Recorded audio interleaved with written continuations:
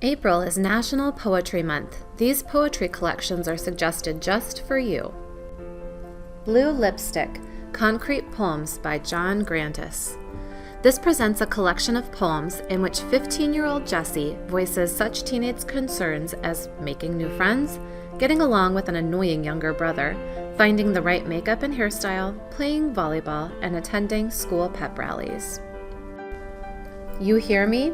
Poems and Writing by Teenage Boys, edited by Betsy Franco. This is an anthology of stories, poems, and essays by adolescent boys on issues that concern them, including identity, girls, death, anger, appearance, and family.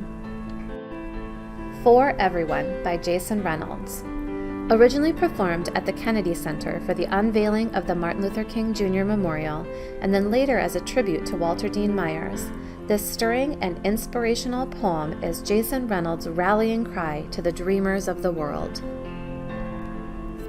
Halal If You Hear Me by Fatima Asghar and Safia El Hio. The collected poems dispel the notion that there is one correct way to be a Muslim by holding space for multiple, intersecting identities while celebrating and protecting those identities. Light Filters In. Poems by Caroline Kaufman. Kaufman's poetry started out as a diary for herself, completely honest, nothing censored out.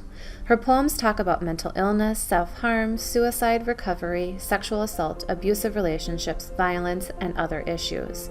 In sharing her own pain and experiences, she asks that readers reach out, realizing that asking for help is not a weakness, it's part of being human.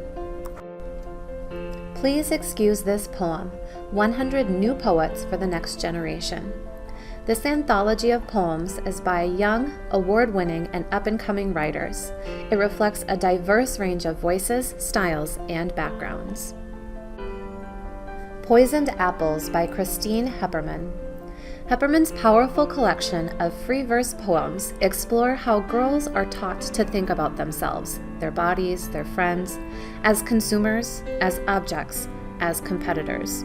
Based on classic fairy tale characters and fairy tale tropes, the poems range from contemporary retellings to first-person accounts set within the original stories. From Snow White's cottage and Rapunzel's tower to health class and the prom, these poems are a moving depiction of young women, society, and our expectations. Poisoned Apples is a dark, clever, witty, beautiful, and important book for teenage girls, their sisters, their mothers, and their best friends. Somebody Give This Heart a Pen by Sophia Thakur.